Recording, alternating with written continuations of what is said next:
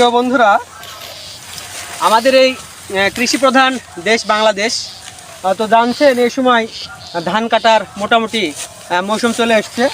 কাতি মাস চলছে এখন। তো আমাদের বাংলাদেশের অনেক জায়গায় কিন্তু আসলে ধান কাটা শুরু হয়েছে। জানেন যে আমাদের দেশ কৃষি প্রধান দেশ, কৃষি হচ্ছে আমাদের দেশের প্রাণ, আর কৃষকরাই আসলে মূলত বাঙালিদের প্রাণ।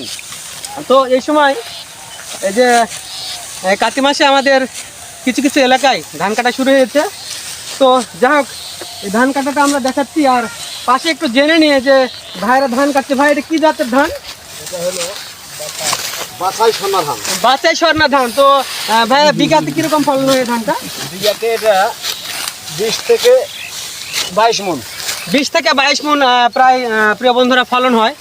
তো আমরা চাইবো যেন কৃষকরা তাদের এই যে ধান উৎপাদন করছে, আর এই ধানের যেন তারা সবসময় ন্যায্য মূল্যটা পায়।